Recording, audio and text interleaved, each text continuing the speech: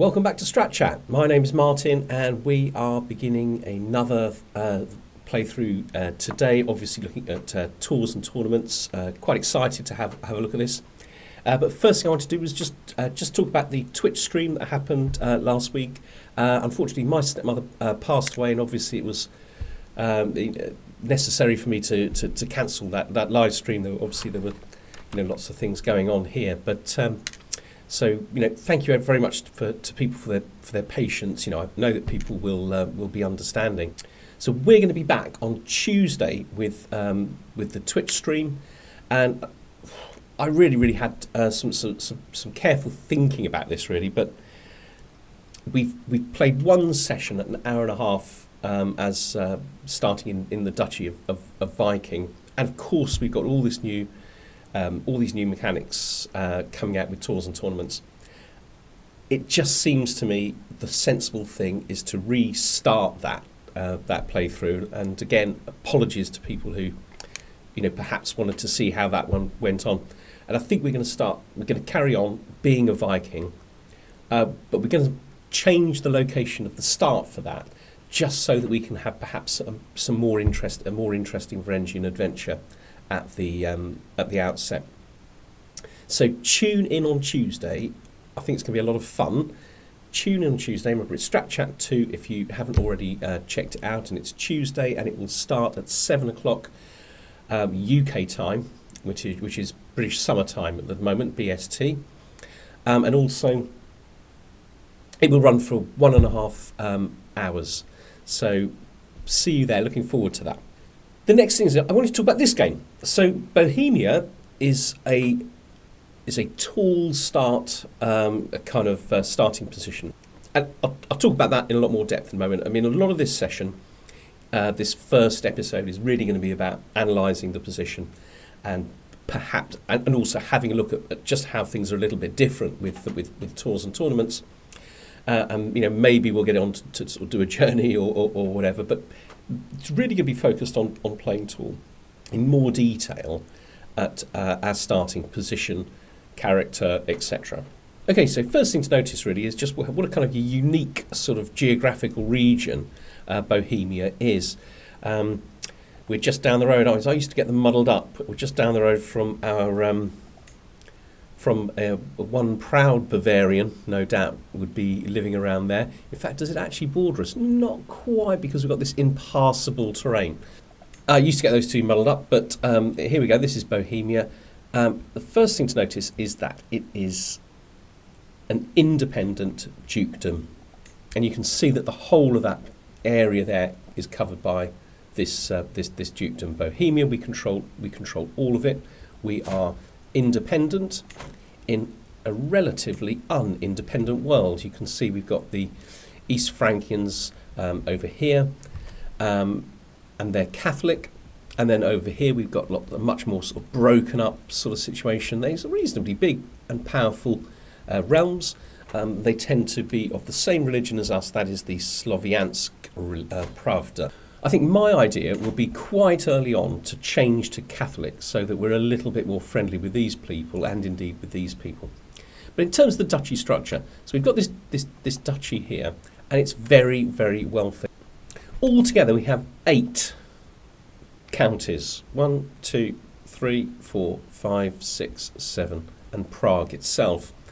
And the thing is that uniquely in the game, I think, Prague is adjacent to every one of the constituent counties of the duchy, and that means you can really concentrate your steward, as is atrocious. Really concentrate your steward on developing Prague, because of course there's that kind of creep, isn't there, of development growth into adjacent counties where you've got one county that's higher than the adjacent ones. It kind of spreads. Here we're going to be seeing that spread in 8 different directions.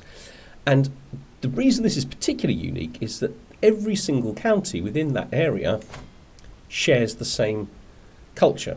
So as the development of the whole of this Czech area grows and grows and grows and grows, we're going to find ourselves working our way through innovations faster and faster and faster. So that's going to be my kind of like basic strategy here. Incidentally, I forgot to say this in the introduction, I've also saved the beginning of this game. So if you want to play along, you want to see if you can do better than me, or you just want to do it in a different way to me, if you join the Patreon, you will get access to our Discord server, and it will be posted there, and people are very, very welcome to. Do you know, I think what I'm going to actually do is I'm actually going to post at the end of every kind of session. And the reason I'm doing that, I think, is because this is all about strat chats. It's all talking about strategy. If you're a patron and you get access to it, you can really, really have a look at the position at the end of episode 12 and say, this is what you should be doing. And you can go and check details and things like that, and make comments, the publicly in the YouTube comments section, or of course in the Discord server. If we look at this culture, obviously there's an element of randomness each time that you start a new game, but we've got mots, which is really, really good, which means we can get up to the next level with our fortification buildings. We're lucky in just having the extra domain limit. I think that's going to be very, very useful. Tribal era economic buildings are good, so we've got some good ones, really. We've got an exposure to quilted armour, so hopefully we'll have that quite quickly, and I think it's worth doing that. We got some big neighbours, probably could do with some good military. And we got plenary assemblies, which means that we can go up to limited crown authority, and we can take counties off people where that's what we want to do. So quarries are better, hill farms have additional bonuses. That's worth remembering because we've got some hills around. Now this is new to the tours and tournaments. When we are travelling through hills and mountains, the danger level decreases because we're from a kind of a mountain region. Development in hills and mountains is faster than it would otherwise be. So altogether quite an interesting culture. So here we go. So these are hills, and we've got some benefits to development in hills. And Prague itself is on a hill. I did not know that. But we also have this 1, 2, 3, 4, 5 farmlands and fields around us. By the time we're able to start up those open up those holdings, opening up those baronies as cities, temples, we're going to be in really, really good shape. Also, just defensively, you can see that we're surrounded by lots of impassable mountains here, here, here, here. So we to some extent, this is a more defendable place, especially if we end up fighting people in the mountains that are passable. We perhaps have some benefits over them. Next thing to look at is the special buildings, and there's one in Kaslav. So we can construct a new building, and that new building here is the Kutna Hora mine, which gives you +3 attacks per month. And if we can station some siege weapons there, when we've got a siege weapon capability, they'll be much, much more powerful. So you may have noticed, of course, that there is only so many places. You can only construct 2 new buildings at the moment. I think at the beginning of the game, often that's only 1. We've got some sort of a perk or an innovation somewhere which allows us to build 2. So you can build up to 4, I think, through the technology tree.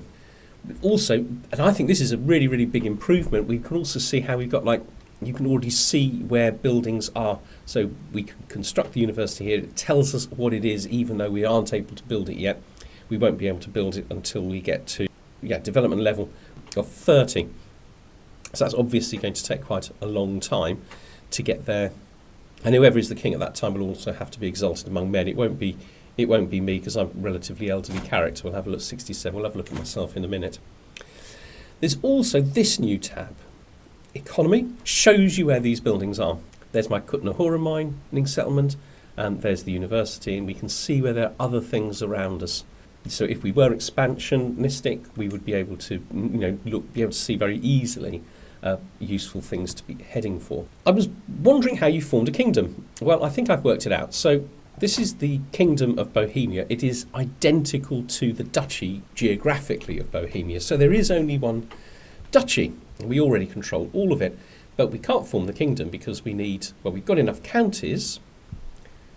We could easily have enough money in a little bit of time, but we only have one duchy, and there only is one duchy. Well, in the practice go that I took over Great Moravia. It's also quite a large duchy, but also it's large. It can also be a kingdom in its own right. But if you own this duchy as well as Bohemia, then you get the option to form the kingdom of Bohemia, and I think it will include both of those. And in fact, I think if you go to the later start, Moravia is a part of the Kingdom of Bohemia. I think, I'm not 100% sure if I'm right, what I'm saying there is correct, but I think that that's the case. So if at some point we find the opportunity to take over this duchy, then we will be able to become a king. So the basic strategy here is we're going to develop, we're going to buy buildings, we're going to invest in stewardship and in learning.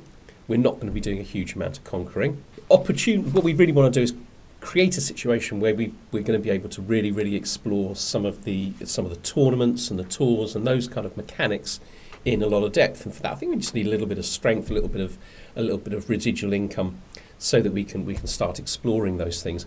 But I think we are probably going to do a pilgrimage fairly early on, and the reason for that is that I want to change from Slavianska Pravda.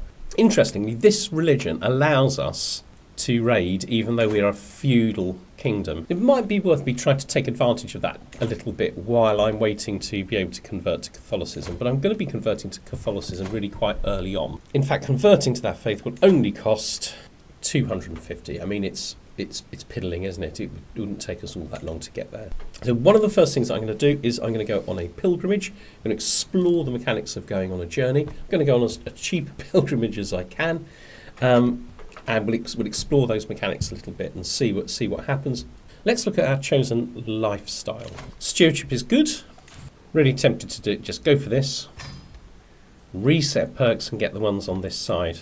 And we'll soon have the architect trait. And we haven't really got the money to be doing much building yet, so it's fine for us to wait just a little while for that. Now, that should have improved our money. This is interesting. I find this all a little bit off-putting, but actually I think only because I'm not used to seeing it like this, but I think once I actually get used to it, I think this is going to be much better. It's actually giving you quite a lot more kind of information. Actually, we go for leisure. It gives us an additional building slot. I wanted to go for the quilted armour because it gives you armoured footmen, but actually I think I've got a special type of troop here. If you look here, we've got the Jobrinosh, which are essentially heavy infantry, so we don't need to be doing that. Right, let's sort the military out a little bit. So these pikemen are my most powerful troops. We'll station them, I think, in the capital, which has some bonuses to their effectiveness. And we'll station these guys. We've got a choice of these two. This would be better, but we've used them for the others, so that's fine. We'll just pop those there. We have atrocious knights, and we can spend quite a lot of money for not much better knights. Okay. So I'm not tempted to use the legacy thing, because if I can get to 300, then I can use that to sort out my succession problem. So I've got two sons, one of whom's passed away. It kind of makes everything sound straightforward, but it's not, because this guy had two sons and they're just next in line for succession. In fact, it's almost worse because they'll both get something. If I can get to 300 renown, I could potentially lose both of them. So that's kind of the plan, okay, that I can disinherit both of them, and this chap here will become the next king, and he's got really good learning, excellent learning. That will be great. I could potentially have up to 6 holdings, but I'm not in any hurry to change that because these are tribal holdings. You see, they're tribal holdings, so they would cost me 500 gold to convert to feudal anyway, so that's obviously something I will want to do, but it's going to take me time. And we are going to have a look at some characters and see what we can do, who you can attract to court. So start with unmarried men. Right, my grandsons, let's marry them off first because they're high status. I should be able to get good people for these. So let's start with this. Okay, now I don't like Ipekel because she doesn't like me so much, and she is a spineless blackguard. This one is a rational blackguard, probably even more dangerous. She's younger and she doesn't hate me as much. So let's bring her to court as my spy master. Right, my other grandson. Right, what we really want to do is look for somebody with physician trait. Now this has all changed. You don't get all of these come up. I can't remember what they're called. Right, let's have her. We'll keep him spare and we'll go for unmarried women. And there was only one of those, wasn't there? Okay. I mean, he'd be 4 better, but he would be a lot better. But he's still not particularly good, is he? Best we can do in the circumstances, I think, here. So the first thing we're going to do is we're going to try out a pilgrimage. So it's no longer under decisions, it's here. We're going to go on a pilgrimage. And the reason we're doing that is that we want enough piety possibly to get ourselves divorced, but also because we want to go to Catholic. Okay, and we are going to go for a pious pilgrimage because we want lots of piety. And let's see how expensive these places are. That'd be plus 30, plus 30, plus 20, plus 20. So we're going to go to this one because I don't think this needs to be expensive. Okay. Probably an idea to have a caravan master, so let's choose him. He'll speed things up and make us, I guess that means, a little bit safer. I've got 3 in my entourage. Now they're people that I can't control them. They decide they're coming. That's that. And this is my wife and my Vidunia and my caravan master. That's it. Okay, so these are people I could take with me to make myself feel safer. I'm going high risk to try and save the money. I could customise the route, but it's quite a straightforward route, so I'm not going to bother. Can't change these at the moment, probably because of cost. But I could go cheaper by 18, and that actually increases how much piety I might earn. Or I could go much more expensive. That also increases how much piety, but also increases the number of pilgrims that might join me. I'm going to go simple, and I'm going to go for altruistic, which gives me popular opinion, piety. Yes, I'm not so bothered about the stress. Let's go for altruistic. Confirm. Start pilgrimage. Now that will automatically, I think, yeah, automatically sets me up with this power sharing. But I don't think I'm gone for very long, and this is my son, so I'm not going to explore the Regency stuff too much at the moment. This is me saying, right, I can't wait to get started, so off we go. But before we go, I need to just rearrange my council. He's obviously going to be doing Prague and increasing the development. He's going to be trying to improve my knights. He's going to stay on domestic affairs because he can do less damage. She's obviously going to be doing religious relations. Yes, okay. When all the marriages come in, we'll have a little shift around. So we actually got a better Vidunia, my grandson, better Vidunia, and that's probably that's increased straight away how much piety I'm getting. Okay, this chap here is much better, and he's also a passable champion at the sort of standards that we have. Okay, we have Alexandra in there, and we're going to be trying to sway her. Now I have loads of spare holding capacity. I'm not too worried because my son owns this one and this one. So when he becomes king, that'll be 5. He's going to be easy be able to have 5. He can have 4 at the moment, and he'll become a duke. This one, and this one, I wouldn't mind taking back, but they're tribal holdings which I can't use. It cost me 500 each for those to convert them. And in fact, actually, my sons are the same. So there's no point. I could go to limited crown authority and I could retract those counties, but it's not going to have an effect. I'm going to need 500 to convert them to feudal holdings. Right, let's see how I am doing. So you can see me sort of wandering along my track. So first priority is to become Catholic. Second priority is to feudal elective my main duchy, my only duchy. So on the route, every now and again things will happen. We'll have these occasions, these things will crop up. So she's praying, and I can spend 5 and gain some piety.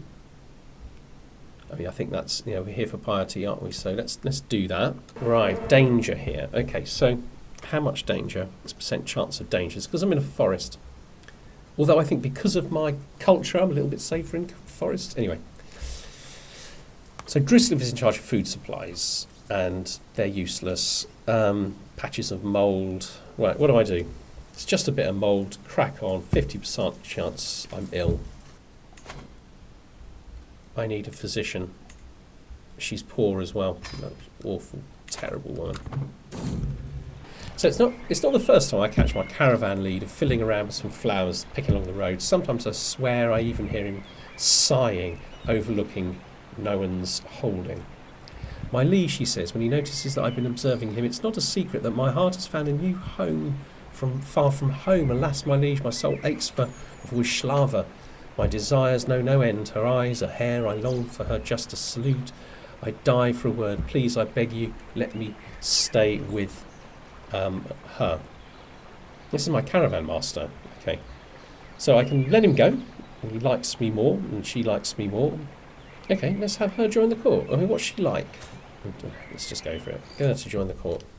And now we're about to arrive at the destination. And now I've arrived. Okay, so this is the actual pilgrimage event. So the things that happen now, and actually, you'll notice days are passing, once I hit go, and events pop up, and I can make decisions which will tell me how much piety I get. And I've already got the pilgrim trait, and I've lost stress, but I will lose that pilgrim trait when I become Catholic.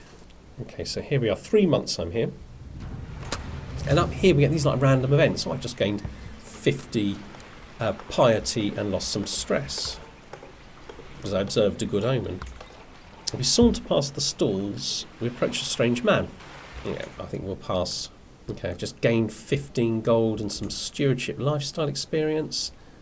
I've just lost 5 gold, but gained 100 piety because I gave some money to charity. I lost the trait ill, which is very good news. Gained another bit of piety. Okay, so if I choose this one, my pilgrimage becomes more pious, and I get 50 piety. I think that means I've got a better chance of getting more piety at the end. Okay, I'm known for my level of devotion. Okay, so now I think that's the end. I can finish my pilgrimage, and I start home. Okay, while I've been away, he's moved the scales of power on, but he hasn't got to number 2. So I think we're okay as long as we get back reasonably quickly. Let's also, and this is interesting, so I've got my regent next to me here, but I can filter through, go to my wife. Let's divorce her. So again, on the way back, we have the potential for adventures and meeting people, etc. Okay, I'm home. Okay, regency just ended, and that was fine. Okay, I'm now going to change my religion to Catholicism. Okay. So no. Okay, my son and Count Vitislav, who's got 1 county, will convert. This mayor won't, but this guy will. Okay, so we converted. What's he like? I've got a mediocre chap. This guy joins my court if I want. I don't see why not. Who am I? This is Alexandra. Right, carry on doing her. That sounded wrong. But what we will do is we'll get him busy, because some of these places have converted, so let's get him to convert my domain there, my county there. Okay. So I want to do a hunt. It's only giving me an average idea of how much this hunt might cost me.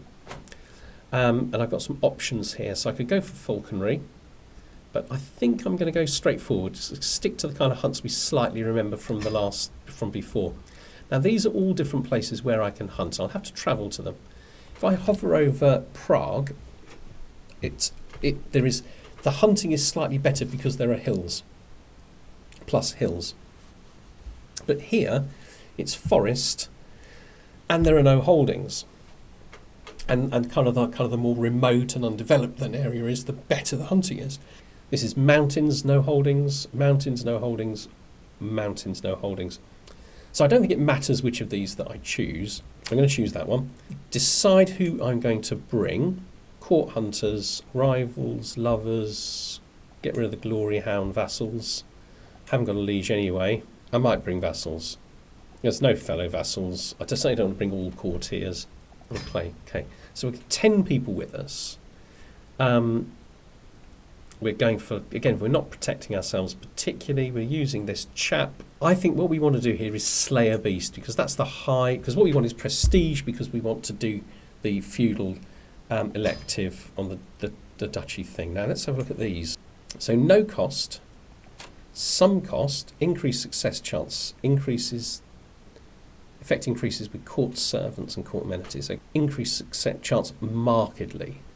Could I afford this? Not really. So let's keep that one down there. What's this? The party size. Okay. More prestige on completion. Again, I can't really afford this, but there would be more prestige on completion. Okay, so quit hunt planning activity. Okay. What we need to do is extort subjects. I don't want to sell trivial titles because I'm trying to save up my prestige, but I can extort my subjects. 75 for a little bit of dread. 100, everybody loses 10 opinion. Now I can have a better hunt. That's interesting. Now that just appeared, I think. Okay, anyway, let's confirm hunt. And we will go here. I can't wait, so off we go. Anyway, we're wandering there.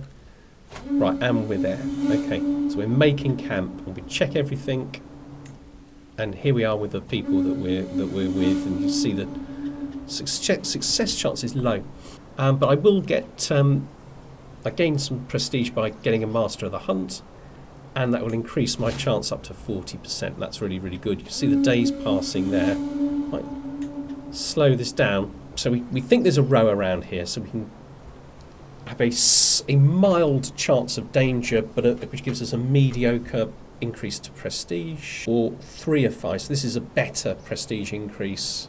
Success chance decreases. So you don't want to decrease the chance. We've got to go for this one, I think, because we don't want to decrease it. We can see the days again passing here, and there'll be another event probably. Okay, here we go. We're going along.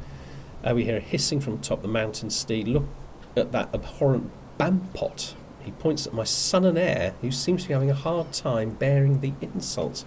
Why are you insulting my son, Count Hostivit? I think that's going to go wrong for him, I suspect. You're acting like a child and will be punished like one. Right, this is better. This is no way for a mayor to act. Okay, so I get some diplomacy. He gets to like me less, but my son gets to like me more. Skilled master of the hunt. Okay, so my master gains some prestige. Okay, days passing. Poachers. Here in the Count's Highland, they huddle together as I ride up, and they've got the dead stag behind them. We didn't do this. Have mercy on us. Okay. Right, so this would be good. It's a 36% chance of getting money and prestige, but a 63% of losing prestige. I think we'll just go for that one. At least it gets rid of my stress. These are not great events. They haven't fallen the way I would like them to. Success chance is only 40-odd%. Or real hunters corner their prey. So this will guaranteed increase my prestige. More perilous, but the success chance decreases. Let's increase success chance. Over 50 now. Okay, here we go. I think this might be the moment. Bow in hand, quiet steps, eyes on the sparse pines as I await the row, a deep breath. Is that Major Vojtek? Mayor Vojtek? He's the guy I don't like very much, isn't it? My naive vassal crouches in leafy bushes ahead of me, fully concentrated on the approaching block. I glance around surreptitiously. This might be the best opportunity I get. The thing is, it's only a 1 in 4 chance of actually getting him, and it ends the hunt. Much, much more likely is he gets wounded and your involvement is discovered. No, okay, a little bit of stress is fine. Okay, despite our efforts, so basically failed, yeah? You cannot win them all. But I think I will get some prestige anyway. So I got 187 prestige. I finished the hunt and head home. That was not the most successful hunt, okay. Oh, she's quite good. I think we're going to go for the 350. Lovely. Tell you what would be useful is if somebody weak tried to raid us. Oh, they're raiding. Okay, right. So, see my best commander. I'm my best commander. Okay, let's use you on that, and that makes me even better. We should win. Yeah, not an easy fight, but we should win. Right. Do we get any prestige? 100 prestige. Excellent news. Excellent news. And of course, what it means is that this place has not been raided. And we got 27 gold. I didn't even realise they had gold. Okay, that's even better. Okay, so we probably could be thinking about having a feast. Gosh, the army is much, much smaller than it was, though. Right, let's try and hold a feast. I can't do that for 14 months, but I can hold a feast. So we don't want a murder feast, we just want an ordinary feast. Let's have it in Prague. So I don't need to travel. Cost 81. To have an honorary guest. Increased prestige gain. Opinion gain. I'm not worried about opinion because I won't live much longer. And this is recreation. Okay, let's try and befriend my bishop. So this is going to be quite costly, but here we go. Already got 35. That's nice. Okay, that's a good start. Just from holding it, I guess. Okay, welcome friends. Okay. I've got a favour hook on him, which is interesting. So this is my court physician who despises me, absolutely despises me. This would improve that. But this will give me the prestige, which is what I want.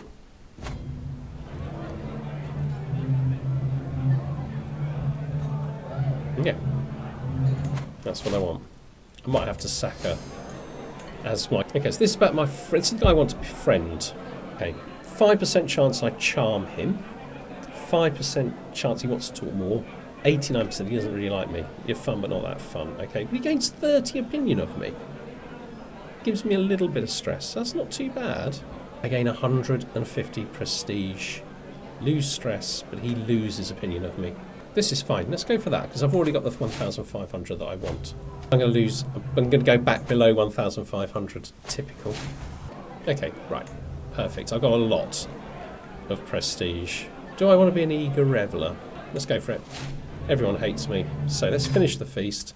Right, let's go to duchy, law, feudal elective, add. Fantastic. And we elect my heir here. And that's fantastic. So we've got two major achievements. We became Catholic, which is absolutely crucial. And we've now secured this, which is really, really helpful. And without wasting the renown, which was my original plan. So I think I can open the legacy tree. I can now think about what I want to do here. And so that's so these are new. Let's explore these. Grand weddings are 50% cheaper. Grand weddings gain 15% acceptance chance. Increased chance of temporary strong hook on lieges who like you at your grand wedding. Let's do that. Now, we're not quite ready for grand weddings, but this chap is going to inherit everything. He's not yet married. Unfortunately, I can't organise his marriage. Why is he getting two? I literally don't understand this. I thought that with this, we would be in a position where we would get all of the counties. So he's going to lose them. Okay. Unless something happens to this gentleman. But I also don't really understand why other grandson doesn't get one of them. It's all wrong to me. This is all just like weird. Okay, but it's as it is. Right, so we are going to stop there. I want to thank you for watching. I hope you've enjoyed this. We are going to go further on Monday's session. We're going to pick it up from here and carry on. Also, of course, on Tuesday we're going to have the normal Twitch stream, which we're going to be beginning something fresh. I think it's going to be even much more interesting than the one that we started out. And that's where we are going to end. Don't forget to like and subscribe. You take care of yourselves, and I'll see you all soon. Bye bye.